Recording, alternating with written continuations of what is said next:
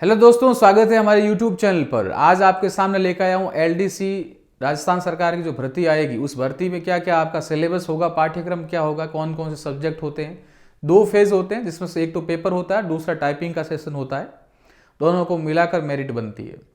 तो जो पेपर आपका आएगा, जिसको एग्जाम को आपको क्लियर करना पड़ेगा, तो उसमें क्या क्या चीज़ें हैं, तो आज अपन बात करेंगे। LDC के पूरे पाठ्यक्रम का विश्लेषण करेंगे, उसमें क्या क्या चीज़ें हैं, कौन कौन से टॉपिक्स हैं, किस पे आपको ज़्यादा फोकस करना है। तो राजस्थान अधीनस्थ मंत्रालय ये एग्जाम लेता है आपका, और इसे आप लिपिक ग्रेड 2 कहते हो या कनिष्ठ सहायक संयुक्त कहते हो। तो संयुक्त सीधी भर्ती परीक्षा है, 2018 का पाठ्यक्रम है। वैसा 2023 का भी यदि वैकेंसी आई तो वही पाठ्यक्रम रहेगा 2023 का भी। तो फेज फर्स्ट में पेपर होते हैं, इसमें 2 पेपर होंगे आपके। तो पहला पेपर होता है, उसका नाम है सामान्य ज्ञान, दैनिक विज्ञान और गणित, जिसमें आपको 3 घंटे मिलेंगे और इसके अंक होंगे 100। अब इसका आपके सिलेबस क्या क्या होगा, तो सिलेबस में पहला मुद्दा आता है समसामयिकी का। तो समसामयिकी मुद्दे या मामले, संबंध, राष्ट्रीय एवं प्रादेशिक स्तर की प्रमुख घटनाएं, मुद्दे एवं संबंधित संगठन एवं संस्थाएं। दूसरा आएगा भूगोल एवं प्राकृतिक संसाधन, जिसमें भारत की पारिस्थितिकी एवं वन्य प्राणी भारत का। फिर है राजस्थान की भौतिक दशाएं, जलवायु, वनस्पति एवं मृदा, प्रमुख भौतिक विभाग, मानव संसाधन, जनसंख्या एवं जनजातियां। ये तो सब में सेम का सेम सिलेबस होता है। राजस्थान के प्राकृतिक संसाधन, खनिज, वन, जल, पशु, वन्य प्राणी एवं संरक्षण। फिर है राजस्थान में कृषि एवं आर्थिक विकास, जिसमें राजस्थान की प्रमुख फसलें कौन सी है, कृषि आधारित उद्योग कौन से हैं, प्रमुख सिंचाई परियोजनाएं, मरुभूमि के विकास संबंधी परियोजनाएं, हस्त उद्योग, विभिन्न आर्थिक योजनाएं, कार्यक्रम एवं विकास की संस्थाएं, इनमें पंचायती राज एवं उनकी भूमिका क्या क्या है। तो ये अपन को पढ़ना है पूरा राजस्थान के अंदर। और भारत की क्या है, भारत की पारिस्थितिकी एवं वन्य प्राणी, समसामयिक मुद्दे, करंट अफेयर्स भी है। इसके बाद आप देखिएगा राजस्थान का हिस्ट्री और कल्चर में क्या है, मध्यकालीन इतिहास है, स्वतंत्रता आंदोलन एवं राजनीतिक चेतना है, राजनीतिक पुनर्गठन है, लोक भाषाएं हैं जिसमें बोलियां एवं साहित्य है, फिर लोक संगीत एवं लोक नृत्य, संत, कवि, योद्धा, लोक देवता, लोक देवियां एवं सांप्रदायिक सौहार्द के लिए, ये सब इसमें है। फिर मेले एवं त्योहार है, रीति रिवाज है, वेशभूषा एवं आभूषण है। फिर राजस्थान के औद्योगिक विकास, इंडस्ट्रियल डेवलपमेंट में क्या है, एक तो प्रमुख उद्योग है और औद्योगिक क्षेत्र है, कच्चे माल की उपलब्धता है, खनिज आधारित बड़े उद्योग एवं कुटीर उद्योग है, ऊर्जा के विभिन्न स्रोत, जल विद्युत, तापीय अणु, पवन एवं सौर ऊर्जा। तो ये सारे के सारे ऊर्जा के स्रोत, खनिज आधारित बड़े छोटे उद्योग, कुटीर उद्योग, कच्चे माल की उपलब्धता, प्रमुख उद्योग एवं औद्योगिक क्षेत्र, ये राजस्थान में जो औद्योगिक विकास है उससे संबंधित आपका सिलेबस है। फिर देखिए आप साइंस के काफी विस्तृत सिलेबस है, और मैं तो ये ऐसा मानता हूं कि जो साइंस का सिलेबस है वो सभी भर्तियों में लगभग सेम ही रहता है। भौतिक एवं रासायनिक परिवर्तन है, फिजिकल एंड केमिकल चेंजेस, ऑक्सीकरण एवं अपचयन, अभिक्रियाएं, ऑक्सीडेशन और रिडक्शन रिएक्शन, उत्प्रेरक या कैटलिस्ट। फिर धातु, अधातु, इनके प्रमुख यौगिक, metal, non metal and their important components या कंपाउंड्स। फिर है सामान्य या दैनिक जीवन में प्रयुक्त कुछ महत्वपूर्ण यौगिक, some important compounds used in daily life. देखो ये जो तीनों चीजें हैं, ये तो केमिस्ट्री के हैं, रसायन विज्ञान के। फिर है कार्बन एवं कार्बन के महत्वपूर्ण यौगिक, जिसमें आपको कार्बन पढ़ना है और कार्बन के कौन कौन से यौगिक है वो पढ़ने हैं। हाइड्रोकार्बन, कार्बन के अपरूप, allotropes of carbon, chlorofluorocarbon, CFC, prion.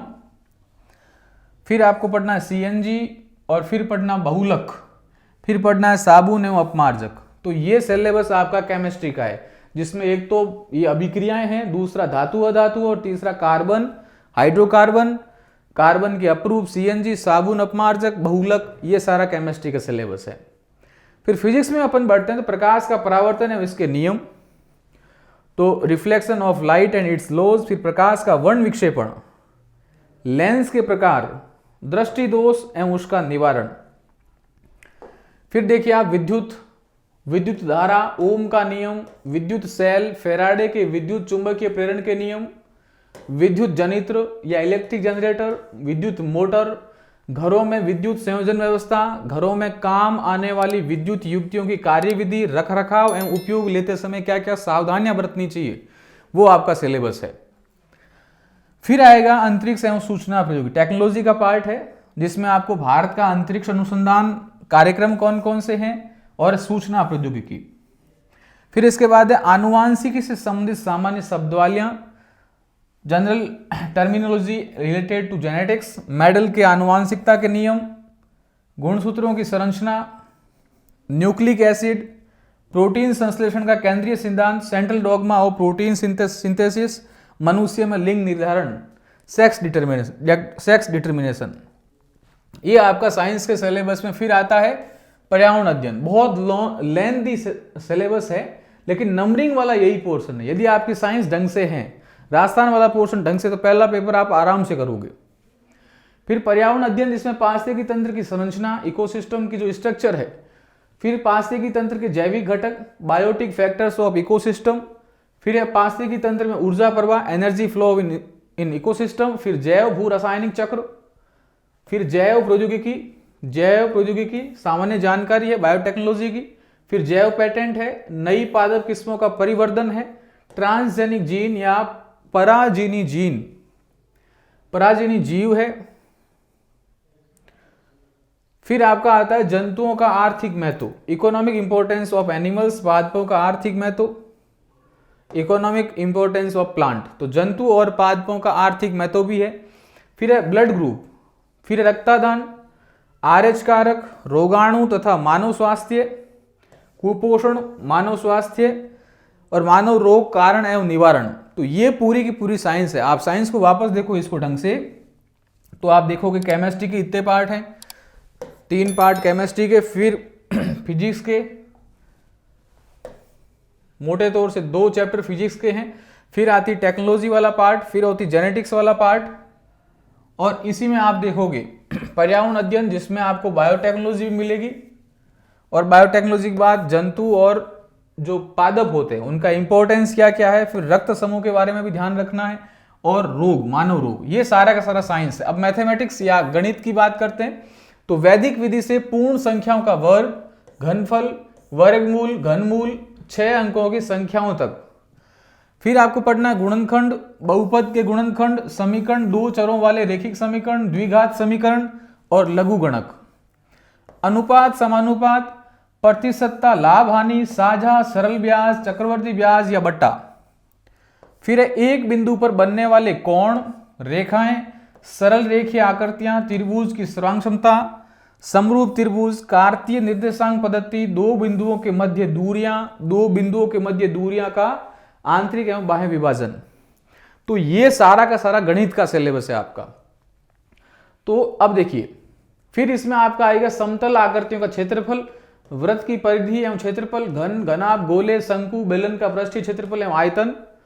फिर है कोण है उनके माप, न्यून कोणों के त्रिकोणमितीय अनुपात, त्रिकोणमितीय सर्वसमीकाएं, ऊंचाई दूरी का सामान्य समस्याएं। फिर है आंकड़ों का चित्रों द्वारा निरूपण, केंद्रीय प्रवृत्ति के माप, माध्य विचलन, जन्म मृत्यु सांख्यिकी एवं सूचकांक। तो ये आपका पहला पेपर है, जिसमें आपकी क्या होगी, एक जीके आएगा, साइंस आएगी और गणित आएगी। पेपर की पद्धति किस प्रकार से रहेगी, इसमें आपके ऑप्शन बेस्ड प्रश्न आएंगे, और जो पहला पेपर है जीके वाला, वो कितना, जीके और जीएस वाला जो पेपर है वो 100 नंबरों का पेपर होगा। वैसे जब दूसरे पेपर की बात करें, लिपि ग्रेड 2 कनिष्ठ सूती भर्ती फेज 1 का जो दूसरा पेपर है वो जनरल हिंदी और इंग्लिश का होगा, जिसमें समय मिलेगा आपको 3 घंटे और अंक कितने हैं, 100। तो इसके भी 100 अंक हैं। फिर देखिए हिंदी में क्या है, संधि और संधि विच्छेद है, फिर सामासिक पदों की संरचना या रचना और समास विग्रह। फिर आप देखिए उपसर्ग है, प्रत्यय है, पर्यायवाची शब्द है, विपरीतार्थक शब्द है या विलोम शब्द है, अनेकार्थक शब्द है, शब्द युग्म है, संज्ञा शब्दों से विशेषण बनाना। ये आपका क्या है हिंदी में। और हिंदी में क्या है देखो, शब्द शुद्धि, अशुद्ध शब्दों का शुद्धिकरण और शब्दगत अशुद्धि का क्या कारण है, वाक्य शुद्धि, अशुद्ध वाक्यों का शुद्धिकरण और वाक्यगत अशुद्धि का कारण। फिर है वाच्य, कृतवाच्य, क्रमवाच्य और भाववाच्य प्रयोग करना। फिर क्रिया, सकर्मक और अकर्मक और पूर्वकालिक क्रियाएं। वाक्यांश के लिए सार्थक शब्द, मुहावरे और लोकोक्तियां, अंग्रेजी के परिभाषिक यानी तकनीक टेक्नोलॉजी जो वर्ड होते हैं, शब्दों के समानार्थक हिंदी शब्द, फिर है सरल, संयुक्त और मिश्र अंग्रेजी वाक्यों का हिंदी में रूपांतरण और हिंदी वाक्यों का अंग्रेजी में रूपांतरण, फिर है कार्यालय पत्रों से संबंधित ज्ञान। तो ये सारा आपका हिंदी का सिलेबस है। फिर अपन इंग्लिश की भी बात कर लें तो इंग्लिश में क्या है, टेंसेज, सीक्वेंस ऑफ टेंसेज, फिर वॉइस है, एक्टिव एवं पैसिव, फिर नरेशन है, डायरेक्ट एंड इनडायरेक्ट, फिर transformation of sentence, assertive to negative, interrogative, exclamatory and vice versa, फिर है use of articles and determiners, use of preposition, फिर ट्रांसलेशन ऑफ सिंपल, ऑर्डिनरी और common sentence from Hindi to English and vice versa, correction of sentences including subject, verb, agreement, degrees of adjective, connectives and word wrongly used, फिर glossary of official technical terms with their Hindi version. ये आपका हिंदी और English का syllabus है। फिर इसमें देखिए आप सिनोनिम्स होगा, एंटोनिम्स होगा, वन वर्ड सब्स्टिट्यूशन होगा, forming new words by using prefix and suffix, confusable words, comprehension of a given passage, knowledge of writing letters, official, demi official, circulars and notice and tenders. फिर देखिए आप जो आपका paper की पद्धति होगी वो किस प्रकार की होगी।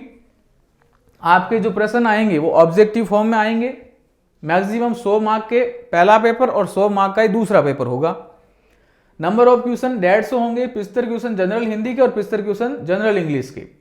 लेकिन फर्स्ट पेपर की बात करें तो फर्स्ट पेपर में जो आपके प्रश्न होंगे वो होंगे 100 प्रश्न,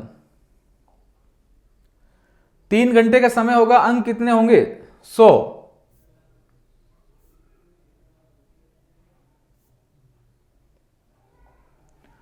फिर ड्यूरेशन ऑफ पेपर 3 घंटे, तो फर्स्ट पेपर में भी 3 घंटे, इसमें भी 3 घंटे। All question carry equal marks, सभी जो प्रश्न हैं उनके समान मार्क होंगे, समान अंक होंगे। There will be negative marking, negative marking भी है। तो ये आपका एलडीसी का सिलेबस है। एलडीसी की पूरी कक्षाएं हमारे एप्लीकेशन सेंटर पर आपके लिए उपलब्ध हैं। और साथ में ये भी ध्यान रखिएगा जो एलडीसी का सिलेबस जिसमें करंट अफेयर्स है ये हमारे यूट्यूब पर आपके लिए उपलब्ध हो जाएगी जैसे ही एग्जाम की डेट आएगी। हालांकि यूट्यूब चैनल पर प्रत्येक माह की जो करंट अफेयर्स है उसी क्लासें लाई जाएगी। और साथ में आप ऑनलाइन एप्लीकेशन है हमारा, इस ऐप के माध्यम से इस कोर्स को परचेज कर सकते हैं और बहुत ही शानदार तरीके से विषय विशेषज्ञों द्वारा पढ़ाया गया है। तो आपके लिए ये भी जल्द उपलब्ध होगा। तो जो एलडीसी की आपकी जो चिंता है कि कहाँ से कोर्स करना है कहाँ से नहीं करना है, तो पुराने पेपर के विश्लेषण के आधार पर बिल्कुल आधारभूत से, बिल्कुल बेसिक से आपको पढ़ाया जाएगा और बहुत ही अच्छे मूल्यांकन के साथ पढ़ाया जाएगा। तो आपके लिए ये जो चिंता थी कि एलडीसी में क्या होगा क्या नहीं, आप बिल्कुल निश्चिंत रहिए। ढंग से सिलेबस कराया जाएगा, बहुत ही अच्छी तरीके से कराया जाएगा, बस आपको ढंग से पढ़ना है। तो जल्दी वैकेंसी आ रही है, उसके लिए आपको शुभकामनाएं। मिलते हैं अगले वीडियोस में। Thank you very much.